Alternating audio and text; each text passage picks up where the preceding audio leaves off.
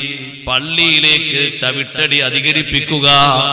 മഗ്രിബിന് വന്നാള് തന്നെ ഇശായിനും വരിക, ഇശായിന് വന്നാള് തന്നെ സുബ്ഹിക്കും വരിക, സുബ്ഹിക്ക് വന്നാള് തന്നെ ളുഹ്റിനും വരിക. പള്ളിയിലേക്ക് എത്ര ചവിട്ടടി അധികരിപ്പിക്കുന്നോ ദറജ അല്ലാഹു ഉയർത്തി തരുന്നു, പാപങ്ങൾ അല്ലാഹു മായ്ച്ചു തരുന്നു, ഒരുപാട് നന്മകൾ ഏറ്റി തരുന്നു. വാഹനം കൊടുക്കാൻ സ്വഹാബത്ത് ഉദ്ദേശിച്ചിട്ടും വാഹനം വാങ്ങാത്തൊരു സ്വഹാബി ഉണ്ടായിരുന്നു നബി സല്ലല്ലാഹു അലൈഹി വസല്ലം കാലത്ത്. എല്ലാവരും കൂടി പറഞ്ഞു, നബിയെ ഞങ്ങളെ ആൾക്കൊരു വാഹനം വാങ്ങിക്കൊടുക്കാം. എത്ര വാങ്ങിക്കൊടുക്കാന്ന് പറഞ്ഞിട്ടും വേണ്ടാന്ന്. നടന്നങ്ങനെ വരും, നടന്നു വന്ന് ശരീരമൊക്കെ വിയർത്ത് കുളിച്ചിങ്ങനെ ഒലിക്കുന്നുണ്ടാവും. പൊടിപടലങ്ങളൊക്കെ മുടിയിലും താടിയിലൊക്കെ പറഞ്ഞിട്ടുണ്ടാവും. എന്നു ജമാഅത്തിന് ദൂരത്തുനിന്ന് വരുന്ന ആളാണ്. നബി സല്ലല്ലാഹു അലൈഹി വസല്ലം നിങ്ങൾ ആ സഹാബിനെ വിളിച്ചിട്ട് ചോദിച്ചു, അല്ല അവർക്കൊരു വാഹനം വാങ്ങിത്തരാന്ന് പറഞ്ഞിട്ട് നിങ്ങൾ എന്താ സ്വീകരിക്കാത്തത്? ആ സമയത്ത് പറഞ്ഞു, അല്ലാഹുവിന്റെ റസൂലേ, എന്റെ നടത്തവും ആ നടത്തത്തിൽ എന്റെ മൂക്കിലേക്കും കണ്ണിലേക്കും കാതിലേക്കും രോമങ്ങളിലേക്കൊക്കെ പടരുന്ന പൊടിപടലങ്ങളും, എന്റെ നടത്തത്തിൽ എനിക്ക് വരുന്ന ക്ഷീണവും എന്റെ വിയർപ്പിന്റെ തുള്ളികളും, ഇതിലൊക്കെ എനിക്ക് അല്ലാഹുവിൽ നിന്ന് കൂലി കിട്ടണമെന്ന് ഞാൻ ആഗ്രഹിക്കുന്നു. റബ്ബ് തആല എനിക്ക് ഫലം തരണം, പ്രതിഫലം തരണം എന്ന് ഞാൻ കാംക്ഷിക്കുന്നു. നബി സല്ലല്ലാഹു അലൈഹി വസല്ലം തങ്ങൾ പറഞ്ഞു, നിങ്ങളാ കരുതിയത് മുഴുവനും നിങ്ങൾക്കുണ്ട്. എന്തൊക്കെ നിങ്ങൾ കരുതിയോ മുഴുവനും അല്ലാഹു നിങ്ങൾക്ക് തന്നിട്ടുണ്ട്.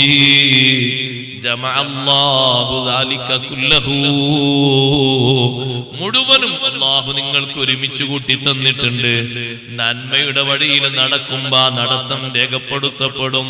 വനക്തുബു മാ ഖദ്ദമൂ വആസാറഹും വകുല്ല ശൈഇൻ നഹ്സൈനാഹു ഫീ ഇമാമിൻ മുബീൻ.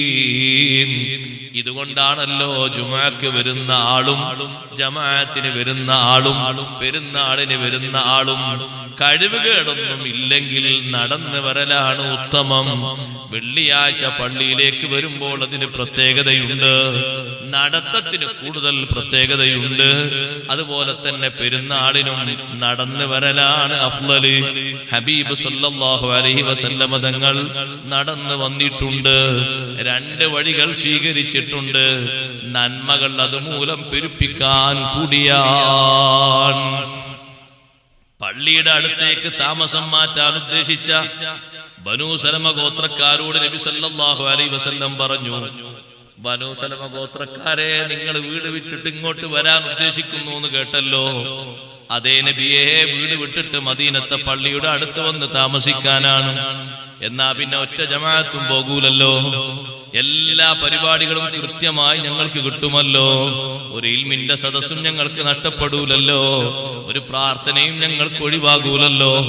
വേണ്ട വേണ്ട, ദിയാറക്കും തുക്തബ് ആസാറുക്കും. നിങ്ങളിപ്പോ താമസിക്കുന്ന ഇടത്ത് തന്നെ കൂടണം, അവിടം വിട്ട് ഇങ്ങോട്ട് വരാൻ പാടില്ല. നിങ്ങളുടെ കാലടിപ്പാടുകൾ നിങ്ങൾക്ക് കണക്കാക്കപ്പെടുന്നുണ്ട്. തുക്തബു ആസാറുക്കും, നിങ്ങളുടെ കാലടിപ്പാടുകൾ, കാലിന്റെ അടയാളങ്ങൾ, അത് നിങ്ങൾക്ക് എഴുതപ്പെടുന്നുണ്ട്, നിങ്ങൾക്ക് കണക്കാക്കപ്പെടുന്നുണ്ട്. പള്ളിയിലേക്കുള്ള ചവിട്ടടി അധികരിപ്പിക്കും പോലെ തന്നെയാണ് ഉമ്മമാരെ ഇൽമിന്റെ മജ്‌ലിസിലേക്കും നമ്മൾ ഈ വന്നെത്തിയതൊക്കെ അല്ലാഹു സ്വീകരിക്കുമാറാകട്ടെ. ഞാനാണല്ലോ ഏറ്റവും ദൂരത്തുനിന്ന് വന്നത്, അല്ലാഹു കബൂലാക്കി തരട്ടെ. നമ്മളെ നിയ്യത്തിൽ ഒരു കുറവും വരുത്താതെ അല്ലാഹു സ്വീകരിക്കട്ടെ. ഈ നാട് ഞാൻ ആദ്യമായിട്ട് കാണും. അപ്പൊ നിങ്ങളുടെ മുന്നിൽ ഇങ്ങോട്ട് വരാനും ഈ പരിപാടിയിൽ സംബന്ധിക്കാനൊക്കെ അല്ലാഹു തൗഫീഖ് നൽകിയല്ലോ, അല്ലാഹു കബൂലാക്കി തരട്ടെ. വീട്ടിൽ നിന്ന് നടന്നു വന്ന ഒരുപാട് അപ്പുറത്ത് നടന്നു വരുന്ന സഹോദരിമാരൊക്കെ ഉണ്ട്. അതിൽ ക്ഷീണം സഹിച്ചു വന്നവരുണ്ട്, പ്രഷറുള്ളവരുണ്ട്, ഷുഗറുള്ളവരുണ്ട്, പലതും ഉള്ളവരുണ്ട്. എല്ലാവർക്കും അല്ലാഹു ശിഫ നൽകട്ടെ. അതൊക്കെ സഹിച്ചു വന്നതിനോ ഏറെ പ്രതിഫലമാണ്. അതേ സുഖമായി മഗ്‌രിബ് നിസ്കാരം, ഇശാ നിസ്കാരം കഴിഞ്ഞ് ഭക്ഷണം കഴിച്ച് ഉറങ്ങുന്നതിന് പകരം ഇൽമിന്റെ മജ്‌ലിസിൽ വന്നിരുന്നതിന്റെ മഹത്വം അല്ലാഹു നമുക്ക് നൽകട്ടെ. ഉലമാഇനെ സ്നേഹിക്കുന്നതിന്റെ മഹത്വം അല്ലാഹു നമുക്ക് നൽകട്ടെ. രണ്ട് കാര്യങ്ങളിൽ രണ്ടാമത്തെ കാര്യമാ പറഞ്ഞത്, പള്ളിയിലേക്കുള്ള ചവിട്ടതി വർദ്ധിപ്പിക്കുക. വാഹനമുള്ളവരെ, വാഹനം വീട്ടിലെ ഭംഗിക്ക് വേണ്ടി മാത്രമുള്ളതാകരുത് കേട്ടോ. വാഹനം വീട്ടിലെ ഭംഗിക്ക് വേണ്ടി മാത്രമുള്ളതാകരുത്. ചില വാഹനങ്ങളൊക്കെ പ്രതികൂലമായി സാക്ഷി നിൽക്കുമെന്ന് ഹദീസിലുണ്ട്. കുതിരയെ പറ്റിയാണ് പറഞ്ഞത്. കാരണം അന്ന് പുള്ളിങ്ങുള്ള വാഹനം കുതിരയാണ്. ഇന്നിപ്പോ കുതിര പുറത്തല്ലല്ലോ, അതിനേക്കാളും നല്ല സ്പീഡുള്ള വാഹനം ഒരു പക്ഷേ നമുക്കിവിടെ കിട്ടും. നമ്മുടെ റോട്ടിലൂടെ കുതിര ഓടുന്നതിനേക്കാളും കൂടുതൽ സ്പീഡിൽ ഓടുന്ന വാഹനം ഉണ്ടാകും. മരുഭൂമിയാണെങ്കിൽ ഇപ്പോഴും വാഹനത്തെ കുതിര കവർ ചെയ്യും. അത് വേറെ വിഷയം. കുതിരയുടെ ഓട്ടം നല്ല സ്പീഡുള്ള ഓട്ടമാണെന്ന് ഖുർആനിലൂടെ അല്ലാഹു പഠിപ്പിച്ചല്ലോ. വൽ ആദിയാതി ളബ്ഹാ ഫൽ മൂരിയാതി ഖദ്ഹാ ഫൽ മുഗീറാതി സുബ്ഹാ ഫഅതർന ബിഹി നഖആ. പൊടിപടലങ്ങൾ എത്ര ഉയർന്നു വന്നാലും അതിന്റെ ഓട്ടം നിലക്കുകയില്ല. പിന്നെയും പിന്നെയും പൊടികളെ മുഴുവനും വകഞ്ഞു മാറ്റി മുന്നോട്ട് കുതിക്കുന്നു കുതിരകൾ. ആ കുതിര നല്ല ബറക്കത്തുള്ള ജീവിയാണ്. പക്ഷേ കുതിര അള്ളാന്റെ മാർഗത്തിൽ യുദ്ധത്തിന് ഉപയോഗിക്കാതെയോ, യുദ്ധം ചെയ്യാൻ പോകുന്ന ആൾക്ക് സഹായത്തിന് കൊടുക്കാതെയോ, വീട്ടിലെങ്ങനെ ഭംഗിക്ക് വേണ്ടി അലങ്കാരത്തിന് വേണ്ടി അങ്ങനെ വെച്ചാൽ ആ കുതിര അവന് പ്രതികൂലമാണ്, അനുകൂലമല്ല. നിങ്ങൾക്കൊക്കെ വാഹനങ്ങളില്ലേ വീടുകളിൽ? മഈശത്തിന് വേണ്ടി മാത്രമാണോ സഹോദരങ്ങളെ വാഹനങ്ങൾ? സുബ്ഹിക്ക് ആദ്യമായി വാഹനം പള്ളി മുനാരം, പള്ളിമുറ്റം കാണട്ടെ. വാഹനവും ആഖിറത്തിൽ വരും. മനുഷ്യൻ ഉപയോഗിച്ച വസ്തുക്കളൊക്കെ സാക്ഷിയായി വരും. യൗമഇദിൻ തുഹദ്ദിസു അഖ്ബാറഹാ. ഭൂമി അതിന്റെ വർത്തമാനങ്ങൾ വായിക്കുന്നൊരു ദിവസമുണ്ട്. ഭൂമി അതിന്റെ വിവരങ്ങൾ പറയുന്നൊരു ദിവസമുണ്ട്. അല്ലാഹുവിന്റെ വഹയി കൊണ്ടാണ് പറയുന്നത്. ആ ഭൂമിയിലൂടെ ഖൈറിനെ വേണ്ടി ഉപയോഗപ്പെടുത്തിയ എന്തെല്ലാമുണ്ടോ, ഒരു തസ്ബീഹ് മാലയടക്കം അവിടെ സാക്ഷിയാണ്. അതേ, തസ്ബീഹ് മാല ഇല്ലാത്ത ആള് കല്ല് കൊണ്ടാണോ തസ്ബീഹ് എണ്ണം പിടിച്ചു ചൊല്ലിയത്? ആ കല്ലും ആഖിറത്തിൽ സാക്ഷിയാണ്. അതേ, ഒരു മനുഷ്യൻ നടന്നുപോയിട്ട് ചവിട്ടിയ മൺതരികൾ ആഖിറത്തിൽ സാക്ഷിയാണ്. അവനവന്റെ വാഹനം ആഖിറത്തിൽ സാക്ഷിയാണ്. എന്നും രാവിലെ സുബ്ഹിക്ക് ഈ പള്ളിമുറ്റത്ത് നിങ്ങളെ വാഹനം എത്തിയാൽ, ഈ പള്ളി കോമ്പൗണ്ട് കണ്ടില്ലേ, വാഹനം നിരത്തി വെക്കാൻ ഇഷ്ടം പോലെ സ്ഥലം ഇവിടെയുണ്ട്. നിങ്ങളെല്ലാവരും വാഹനം കൊണ്ടുവന്നാലും ഇവിടൊക്കെ പാർക്ക് ചെയ്യാൻ പറ്റും. ഇവിടൊക്കെ സൗകര്യം ഇഷ്ടം പോലെ സൗകര്യം. പള്ളി കോമ്പൗണ്ട് കണ്ടപ്പോഴേക്കും എനിക്ക് സന്തോഷമായി. കാരണം സ്ഥലത്തൊക്കെ പോയാൽ 10 വാഹനം വെച്ചാൽ പിന്നെ അവിടെ ഫുള്ളായി പോയി. അവിടെ അത്രയും സൗകര്യം ഉണ്ടാവുള്ളൂ. ഇവിടെ അങ്ങനല്ല. ഈ നാട്ടിൽ എല്ലാവരും വാഹനം കൊണ്ടുവന്ന് വെച്ചാലും സുബൈക്ക് വന്നാല് വാഹനക്കൊക്കെ നല്ല സൗകര്യം. മദീനത്തെ പള്ളിയിൽ ജുമുഅ കഴിഞ്ഞാൽ ഏറ്റവും കൂടുതൽ വാഹനം കണ്ടിരുന്നത് സുബ്ഹിക്കാണ്. സുബ്ഹിക്ക് സ്വഹാബത്തൊക്കെ വാഹനങ്ങളിൽ പള്ളിയിലേക്ക് വരാണ്. അവരെ വാഹനങ്ങൾക്ക് അന്ന് ലൈറ്റ് എന്തായിരുന്നു? എന്തെങ്കിലും ഒരു കത്തിച്ചു പിടിച്ച വിളക്കോ ഒരു തിരിയോ മാത്രമായിരുന്നു. നമ്മൾ ആലോചിക്കണം, കൃത്യമായിട്ട് ആലോചിക്കണം. അല്ലാഹു തന്ന നിഅമത്തുകൾ ചെറുതായി കാണരുത്. അല്ലാഹു തന്ന നിഅമത്തുകൾ ഒട്ടും ചെറുതായി കാണരുത്. വലുതാണ് അല്ലാഹു നമുക്ക് തന്നത്. വലിയ സൗകര്യങ്ങൾ അവർക്ക് കൊടുത്തതിനേക്കാളും എത്രയോ പത്തരമാറ്റിൻ പവറുള്ള സൗകര്യങ്ങളാണ് അല്ലാഹു തന്നത്. പക്ഷേ ആ സൗകര്യങ്ങൾ ഖൈറിൽ ഉപയോഗപ്പെടുത്താനുള്ള തൗഫീഖ് വേണം. അതാണ് തൗഫീഖ്. തൗഫീഖ് എന്ന് പറഞ്ഞാല്, തൗഫീഖ് എന്ന് പറഞ്ഞാൽ സഹോദരങ്ങളെ എവിടെയെങ്കിലും വീണ് കിട്ടുന്നതല്ല.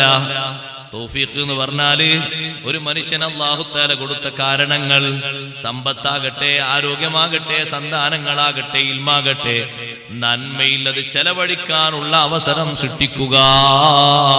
അതാണ് തൗഫീഖ് എന്ന് പറഞ്ഞത്. ഒരു മനുഷ്യൻ അല്ലാഹു തആല എന്തെല്ലാം കാരണങ്ങൾ കൊടുത്തിട്ടുണ്ട്, എന്തെല്ലാം മാർഗങ്ങൾ കൊടുത്തിട്ടുണ്ട്, ആ മാർഗങ്ങളൊക്കെ നന്മയുടെ വഴിയിലേക്ക് തിരിക്കാനുള്ള ഭാഗ്യം ലഭിക്കുക, അതിനു വേണ്ടി ശ്രമം നടത്തുക. അതാണ് തൗഫീഖ്. തൗഫീഖിന് വേണ്ടി പ്രത്യേകം ദുആക്കൽ സുന്നത്തുണ്ട്. നബി തങ്ങളുടെ ദുആയാണല്ലോ, അല്ലാഹുമ്മ ഇന്നാ നസ്അലുക തൗഫീഖ ലിമാ തുഹിബ്ബു വമിനൽ അമലി മാ തർളാ. അല്ലാഹുവേ, നീ ഇഷ്ടപ്പെടുന്ന കാര്യത്തിന് തൗഫീഖ് ഞാൻ ചോദിക്കുന്നു. വമിനൽ അമലി മാ തർലാ, നീ പൊരുത്തപ്പെടുന്ന അമൽ ചെയ്യാൻ ഞാൻ നിന്നോട് ചോദിക്കുന്നതിന് എനിക്ക് അവസരം തരണം. അപ്പൊ തൗഫീഖ് കിട്ടുന്ന വലിയൊരു ഭാഗ്യവാനാകണം. അല്ലാഹു നമുക്കതിന് അവസരം നൽകട്ടെ. പള്ളികളിലേക്ക് വാഹനവുമായിട്ട് കുടുംബത്തിലെ ആളുകൾ, ഉപ്പമാര് മക്കളെയും കൂട്ടി പള്ളിയിലേക്ക് വരിക. ബാപ്പയുണ്ടാകുമ്പോ എന്റെ വാഹനത്തിൽ ബാപ്പ അങ്ങനെ എന്നെയും കൂട്ടി പള്ളിയിലേക്ക് വന്നിരുന്നു എന്ന് അനുഭവം പറയുന്ന മകൻ ബാപ്പ മരണപ്പെട്ട് ഖബറിലെത്തുമ്പോ ആ മകന്നവന്റെ മക്കളെയും പേരമക്കളെയും കൂട്ടി പള്ളിയിലേക്ക് പോകുമ്പോ ഖബറിൽ കിടക്കുന്ന ബാപ്പയും ഉമ്മയും സന്തോഷിക്കുകയാണ്. ഞാൻ അവനെ അന്നങ്ങനെ വിളിച്ചു കൊണ്ടുപോയതിന്റെ അനന്തര ഫലമായി ഇപ്പോൾ അവന്റെ മക്കളെയും പേരമക്കളെയും അന്നത്തെ വാഹനത്തെക്കാളും വലിയ വാഹനത്തിൽ കൊണ്ടുപോകുന്നു. ഞാനാണല്ലോ കുറെ പ്രാവശ്യം അതിനവന് ശ്രമം കൊടുത്തത്, പരിശ്രമിപ്പിച്ചത്, ആ ശീലം കൊടുത്തത്. ഉമ്മ സന്തോഷിക്കുന്നത് ഞാനാണല്ലോ അവരെ വിളിച്ചുണർത്തിയത്. ഇത് ചെറിയൊരു സന്തോഷമല്ല, വലിയ സന്തോഷമാണ്. അതിന് അവസരങ്ങൾ വേണോ? ശ്രമങ്ങൾ നമ്മുടെ ഭാഗത്ത് വേണം. ഹദീസിൽ ദറജ ഉയർത്തിക്കിട്ടാൻ പറഞ്ഞ മൂന്നാമത്തെ കാര്യം അത് പറഞ്ഞപ്പോഴാണ് ഞാൻ ഹദീസ് ഓതിയത്. ഒരു നിസ്കാരത്തിന് ശേഷം മറ്റൊരു നിസ്കാരത്തെ കാത്തിരിക്കുക. മഗ്രിബ് നിസ്കാരം കഴിഞ്ഞ് ഇശാ വരെ പള്ളിയിലിരിക്കുന്ന സ്വഹാബിമാരുണ്ടായിരുന്നു. അതിൽ പ്രഗൽഭനാണ് ഉസ്മാൻ ഇബ്നു അഫ്ഫാൻ റളിയല്ലാഹു അൻഹു. മഗ്രിബ് നിസ്കാരം കഴിഞ്ഞ് ഇശാ വരെ പള്ളിയിലിരിക്കും. പുറത്തെവിടെങ്കിലും യുദ്ധത്തിനോ മറ്റോ പോയിട്ടില്ലെങ്കിൽ മദീനത്തുണ്ടായാൽ ഇശാ നിസ്കാരം വരെ പള്ളിയിൽ പണി.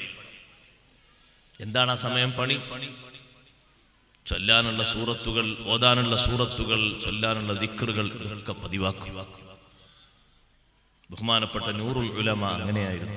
മഗ്രിബ് നിസ്കാരം കഴിഞ്ഞ് ആര് വന്നാലും ഇശാ നിസ്കാരം കഴിഞ്ഞ് ഹദ്ദാദും കഴിഞ്ഞിട്ടേ സംസാരത്തിന് മുഖം കൊടുക്കുള്ളൂ. കാരണം അവർ ഓതുന്ന ഓത്തിനും ചൊല്ലുന്ന ദിക്റിനും കണ്ട ഏറ്റവും വലിയ വിലയാണ്. പുറത്ത് വന്നിരിക്കുന്ന ആളോ അയാളെ പണമോ അയാളെ സംസാരമൊന്നും അല്ല വലുത്. ഈ മാർഗം എവിടുന്ന് കിട്ടിയതാണ്?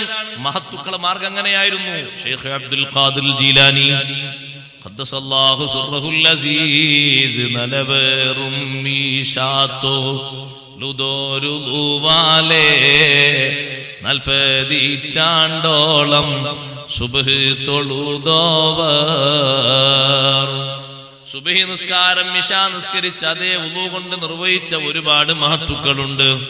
40 കൊല്ലം അങ്ങനെ നിർവഹിച്ച മഹത്തുക്കളിൽ ഒരാളാണ് ഷെയ്ഖ് ജീലാനി റളിയല്ലാഹു അൻഹു. അതിനു മുമ്പേ നടന്നു നീങ്ങിയവരിൽ ഇമാമുൽ ആദം അബൂ ഹനീഫ റളിയല്ലാഹു അൻഹു ആഗണത്തിൽപ്പെട്ട മഹാനാണ്. 40 കൊല്ലം ഇശാ നിസ്കരിച്ച അതേ വുളു കൊണ്ട് സുബ്ഹി നിസ്കരിച്ച മഹാനുഭാവനാണ്. ആ സമയത്തൊക്കെ പുറത്തു നിൽക്കുന്ന ഖാദിമിനോട് ഷെയ്ഖ് ജീലാനി തങ്ങളുടെ നിർദ്ദേശം, ആര് വന്നാലും വാതിൽ തുറക്കാൻ പാടില്ല. സുബ്ഹി നിസ്കാരം കഴിഞ്ഞ് ദിക്റുകളൊക്കെ കഴിഞ്ഞ ശേഷം വേണമെങ്കിൽ കാണാം, അതുവരെ കാത്തു നിന്നോളണം. നാട്ടിലെ വലിയ മന്ത്രി വന്നു. മന്ത്രിയോടും പറഞ്ഞ വാക്കങ്ങനെയാണ്, നിങ്ങൾക്ക് ശൈഖ് അവർകളെ കാണണോ? ഇവിടെ കാത്തിരുന്നോളൂ. സുബ്ഹി നിസ്കാരം കഴിഞ്ഞിട്ട് വേണമെങ്കിൽ സമയമുണ്ടാകും, ആ സമയത്ത് വേണമെങ്കിൽ കാണാം, അതുവരെ കാത്തിരുന്നോളൂ. സഹോദരങ്ങളെ, നമുക്കതിന് സ്വബർ വേണ്ടേ? ഒരു ഖുർആൻ ഒരു സൂറത്ത് ഓതുകയാണെങ്കിലും എത്ര നേരം സംസാരിച്ചു പോയി, ദിക്ർ ചൊല്ലുകയാണെങ്കിൽ എത്ര നേരം സംസാരിച്ചു പോയി, മൗലിദ് ഓതുകയാണെങ്കിൽ അതിനിടയിൽ എത്ര സംസാരിച്ചു പോയി. ചിലരൊക്കെ കാണാം മൗലൂദിനെക്കാളും വലുത് മൊബൈൽ ഫോണാണ്, എടുത്തങ്ങ് നീങ്ങുന്നത് കാണാം. എനിക്ക് അങ്ങനത്തെവരെ കണ്ടാ പറ്റ ദേഷ്യമാണ്. ചിലരോടൊക്കെ ഞാൻ തുറന്നു പറയാറുണ്ട്, അവർക്ക് പറ്റിയാലും ശരി പറ്റിയിട്ടില്ലെങ്കിലും ശരി, എനിക്കതൊക്കെ പറ്റും, എനിക്കൊരു കുഴപ്പമില്ല. ഞാൻ ഇഖ്ലാസോടെ പറയാണ്, പറ്റുമെങ്കിൽ സ്വീകരിച്ചോട്ടെ, പറ്റാത്തവർ സ്വീകരിക്കണം എന്നില്ല. അതെല്ലാത്തിനും ഉണ്ടാകും, പറ്റുന്നവരുണ്ടാകും, പറ്റാത്തവരുണ്ടാകും. നിസ്കാരത്തിനും ചിലപ്പോൾ ഇവർ സംസാരിച്ചു കളയും. ഇങ്ങനത്തെ ആൾക്കാർ നിസ്കാരത്തിൽ ഒന്നിങ്ങനെ വരല് നീക്കിയിട്ട് സുബ്ഹാന റബ്ബിയൽ അഅ്ലാ വബിഹംദി എന്ന് ഉറക്കെ പറഞ്ഞാൽ മതിയല്ലോ, മറ്റേ എത്തിയുള്ളൂ. ഇയാൾ നിസ്കാരത്തിലാണ്, നല്ല സുഖല്ലേ, എനിക്ക് കേട്ടോളൂ. മൗലൂദിനാണ് വില, നിങ്ങളെ മൊബൈലിനാ വില. ആര് ഫോൺ വിളിച്ചാൽ എന്താ കഴിഞ്ഞിട്ട് എടുത്താ പോരെ? മൗലൂദിന്റെ സദസ്സ് അനങ്ങാൻ പാടുണ്ടോ? അവിടെ ഇരുന്ന് സ്വബർ ചെയ്യണ്ടേ? ഒരു അൽക്കഫ് ഓതുന്നതിന്റെ ഇടയിൽ ആ അൽക്കഫും കൊണ്ട് കാണാൻ പുറത്തു പോയി നിന്നിട്ട് അൽക്കഫിനൊന്നുമല്ല വില, അൽക്കഫ് അങ്ങനെ പിടിച്ചിട്ടുണ്ടാവും, അങ്ങനെ സ്വർക്കുന്നുണ്ടാവും. അൽക്കഫിനെക്കാളും വലിയ വില ആ സംസാരത്തിനാണ്.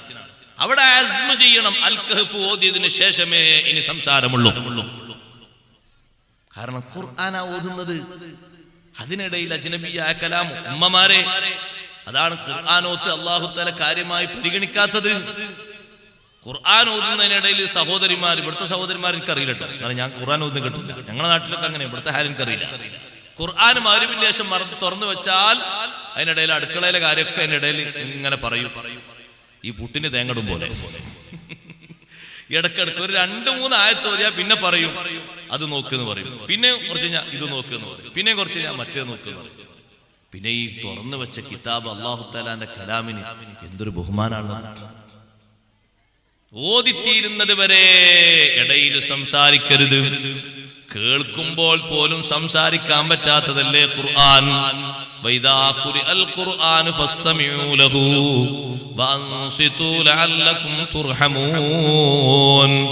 ഖുർആൻ ഓതപ്പെട്ടാൽ നിങ്ങൾ ഓതുന്നതല്ല, മറ്റൊരാൾ ഓതിയാൽ ആരോദിക്കോട്ടെ, ടേപ്പ് റിക്കാർഡ് ഓതിക്കോട്ടെ, ഇനി തത്ത വന്ന് ഖുർആൻ ഓതിക്കോട്ടെ, ഒരു മരം ഖുർആൻ ഓതിക്കോട്ടെ, ആര് ഖുർആൻ ഓതി എന്നുള്ളത് വിഷയം അല്ല. അതിനാണ് ഖുരിഅ എന്ന് പറഞ്ഞത്. വഇദാ ഖുരിഅൽ ഖുർആനു, ഓതുന്ന ആള് പ്രശ്നമല്ല, കേൾക്കുന്നത് ഖുർആനാണോ, ഫസ്തമിഊ ലഹു വഅൻസിതു ലഅല്ലകും തുർഹമൂൻ, നിങ്ങളിത് ശ്രദ്ധിച്ച് കേൾക്കണം എന്ന് പറഞ്ഞ അല്ലാഹു നിർത്തിയില്ല. വഅൻസിതു, നിങ്ങൾ മൗനം പാലിക്കണം. ഖുർആനിന് വേണ്ടിയാണ് ആ മൗനം. എന്തിനാണ് ഇത് രണ്ടും? ലഅല്ലകും തുർഹമൂൻ, ഖുർആൻ കേട്ടിട്ടൊരു ബറക്കത്ത് നിങ്ങൾക്ക് ലഭിക്കാൻ, അതുകൊണ്ടൊരു അനുഗ്രഹം കിട്ടാൻ, അതുകൊണ്ട് ഭാഗ്യം നേടാൻ. ഖുർആൻ ഓതുമ്പോ സംസാരിക്കുക എന്നുള്ള സ്വഭാവം, ഖുർആനോത്ത് കേൾക്കുന്നിടത്തതിനേക്കാളും വലിയ ശബ്ദത്തിലോ അത് കേൾക്കാൻ കൂട്ടാക്കാതെ സംസാരിക്കുകയോ ചെയ്യുന്ന സ്വഭാവം, അത് മുസ്ലിമിന്റെ സ്വഭാവമല്ല. കാഫിരീങ്ങളാണ് അങ്ങനെ പറഞ്ഞത്. ഖുർആനിലില്ലേ, വഖാലല്ലദീന കഫറൂ ലാ തസ്മഊ ലിഹാദൽ ഖുർആൻ വൽഗൗ ഫീഹി ലഅല്ലകും തഗ്ലിബൂൻ. സത്യനിഷേധികൾ പറഞ്ഞു, ഈ ഖുർആൻ ആരും കേട്ടുകൊടുക്കരുത്. കാരണം ഖുർആൻ കേൾക്കുന്നവരൊക്കെ നബിതങ്ങളെ വിശ്വസിക്കാണ്, അതുകൊണ്ട് കേൾക്കാൻ നിൽക്കരുത്. ഇനി അഥവാ നിങ്ങൾ കുടുങ്ങിപ്പോയാൽ അവിടെ അങ്ങോട്ട് അപശബ്ദങ്ങൾ ഉണ്ടാക്കും, എന്തെങ്കിലും ഒച്ചപ്പാടുണ്ടാക്കും, എന്നാലും കേൾക്കാൻ പാടില്ല. ഖുർആൻ ഓതുന്നിടത്ത് ശബ്ദം ഉണ്ടാക്കാൻ പാടില്ല. അല്ലാഹു തആലാന്റെ കലാമാണ്, നല്ല ബഹുമാനം അതിനോട് വേണം. അപ്പൊ ഖുർആൻ തുറന്നു വെച്ചിട്ട് തന്നെ നമ്മളെ ഭൗതിക സംസാരങ്ങൾ നടത്തിക്കൂടാ. ആ ഖുർആനെ ബഹുമാനിക്കണം, നന്നായി അതിനോട് ആദരവ് പാലിക്കണം, ബഹുമാനം പാലിക്കണം. അതിനൊരു സ്വബർ വേണം, നല്ല ക്ഷമ വേണം. നിസ്കാരം കഴിഞ്ഞാൽ ഇരുന്ന് ദിക്ർ ചൊല്ലണമെങ്കിൽ അതിന് സ്വബർ വേണം, അല്ലാതെ കഴിയൂല. ജമാഅത്തിന് കൃത്യമായി വന്ന് നിസ്കരിക്കണമെങ്കിൽ വല്ലാതെ സ്വബർ വേണം. ഖളാ ആകാതെ നിസ്കാരം കൊണ്ട് നടക്കണമെങ്കിൽ ചെറിയ സ്വബറൊന്നും പോരാ. വഅ്മുർ അഹ്ലക ബിസ്സലാത്തി വസ്തബിർ അലൈഹാ. അല്ലാഹു തആല പറഞ്ഞത് കണ്ടോ, വഅ്മുർ അഹ്ലക ബിസ്സലാ, നിസ്കാരം കൊണ്ട് നിങ്ങൾ കുടുംബത്തോട് കൽപ്പിക്കണം, കുടുംബത്തിലെ മുഴുവൻ അംഗങ്ങളോടും നിസ്കരിക്കാൻ പറയണം. വസ്തബിർ അലൈഹാ, നിസ്കാരത്തിന്റെ മേൽ ക്ഷമ പാലിക്കാൻ പറയണം. നിസ്കരിക്കണമെങ്കിൽ നല്ല ക്ഷമ വേണം, നല്ല ഇഖ്ലാസോടെ ആത്മാർത്ഥതയോടെ. എങ്ങനെങ്കിലും കാര്യങ്ങൾ സാധിപ്പിച്ചാ പോരാ, അതിന്റെ ഷർത്തും ഫർളും റുക്നും ആദാബും സുന്നത്തുകളും ഒക്കെ പരിഗണിച്ചുകൊണ്ടുള്ള നിസ്കാരമാകണം. അതിന് നല്ല ക്ഷമ വേണം, തിരക്ക് കൂട്ടിയിട്ട് കാര്യമില്ല. സഹോദരങ്ങളെ, നിസ്കാരം അങ്ങനെ പതിവാക്കിക്കൊണ്ട് നടക്കാനും നല്ല സ്വബർ വേണം. ഇരിക്കട്ടെ, ഞാൻ പറഞ്ഞു വന്നത് ഇൽമു ഹിക്മത്തായി മാറണം. നമുക്കൊക്കെയുള്ള ഇൽമു ഹിക്മത്താക്കി മാറ്റണം. അഥവാ ആ ഇൽമനുസരിച്ച് അമൽ ചെയ്യാനുള്ള തൗഫീഖ് നമ്മൾ ഉണ്ടാക്കിയെടുക്കണം. വമൻ യുതൽ ഹിക്മത ഫഖദ് ഊതിയ ഖൈറൻ കസീറാ. സംഭാവന ബക്കറ്റ് എങ്ങോട്ടാ? സഹോദരിമാരെ ഭാഗത്തേക്ക് നിങ്ങളെ പരിഗണിച്ച് നേരത്തെ തന്നെ സംഭാവന ബക്കറ്റ് കൊടുത്തേക്കാം. എല്ലാവരും നല്ല കനവും കട്ടിയുള്ള സ്വർണ്ണാഭരണം ഉണ്ടാവാൻ പറഞ്ഞേ, നല്ല കാശ്. ഞങ്ങനെ ആരോട്ടോട്ട് കുഴപ്പമൊന്നുമില്ല, കൊണ്ടുവന്നാലും. നേരത്തെ ഉസ്താദ് പറഞ്ഞല്ലോ, ഒരുപാട് സദുദ്യമങ്ങള് ഒക്കെ ഉണ്ട് ഇവിടെ. അതിനൊക്കെ സഹകരിക്കണം എല്ലാവരും. അള്ളാഹു സ്വീകരിക്കുമാറാകട്ടെ. അതുകൊണ്ട് എല്ലാവരും ആ വക്കറ്റിലേക്ക് നല്ല സംഭാവന ഇട്ട് കൊടുക്കണം.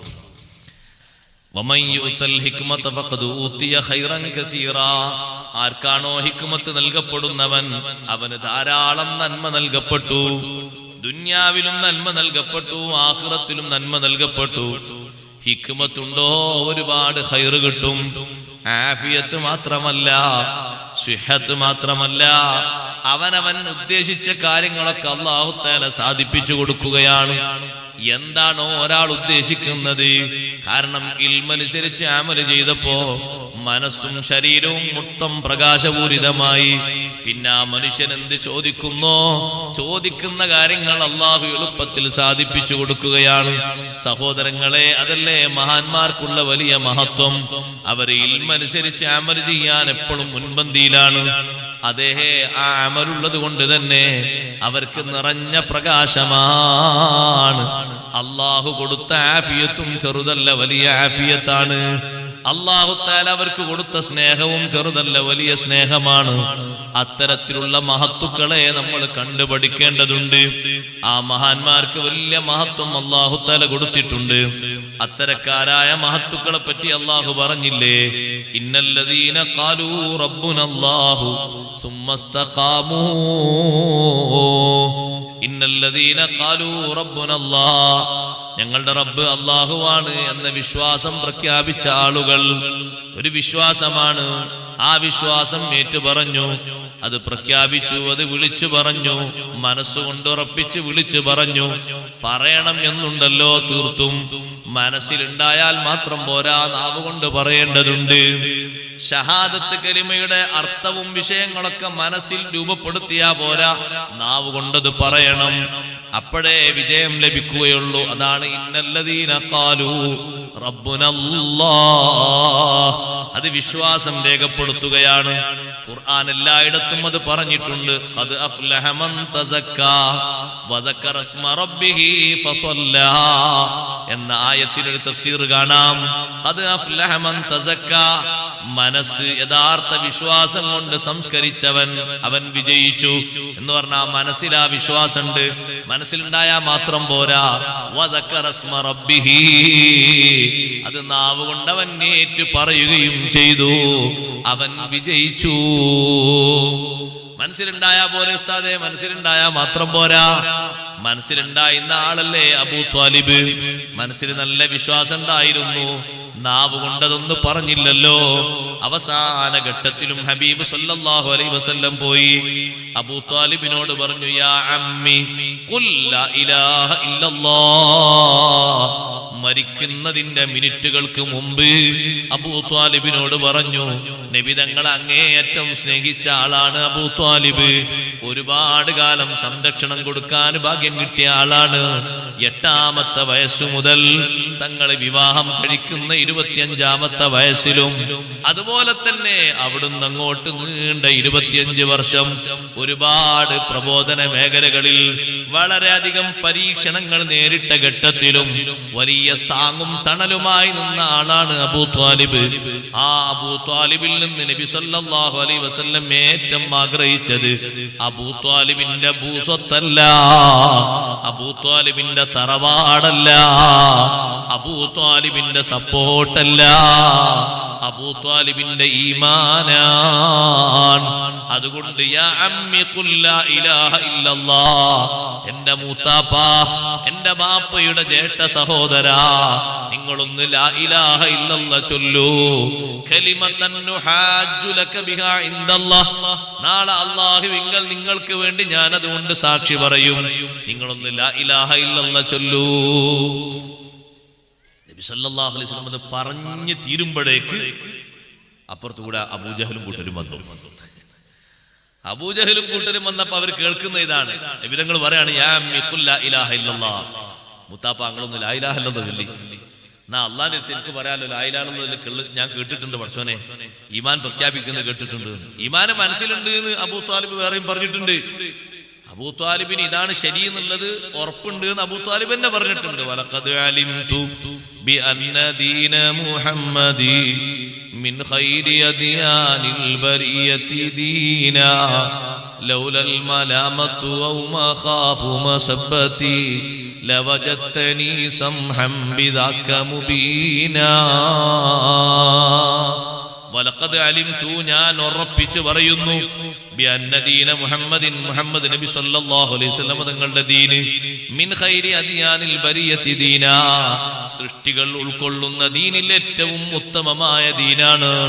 പിന്നെന്തേ നിങ്ങളൊന്ന് പറയാത്തത് എന്നൊരു ചോദ്യല്ലേ?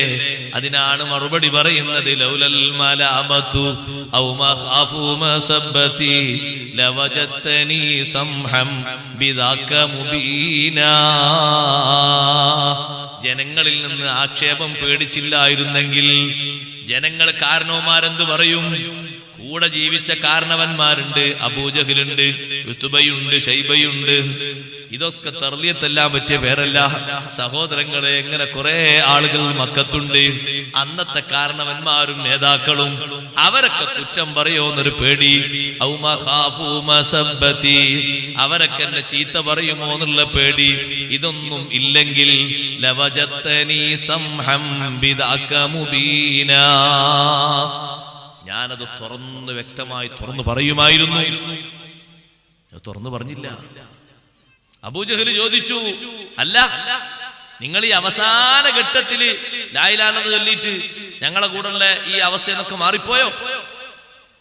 അതർഗബു മില്ലത്തി ആബായിക്, പിതാക്കന്മാരുടെ മില്ലത്തിനെ തൊട്ട് നിങ്ങൾ മാറിയോ എന്ന് ചോദിച്ചു. പിതാക്കന്മാരുടെ മില്ലത്ത് ഏതാ? മില്ലത്തു അബീഹിം ഇബ്രാഹിം അലൈഹിസ്സലാം, ഇബ്രാഹിം നബി അലൈഹി സ്വലാമിന്റെ മില്ലത്താണ്. അപ്പൊ അബൂജഹൽ പറഞ്ഞ മില്ലത്തൊന്നല്ല.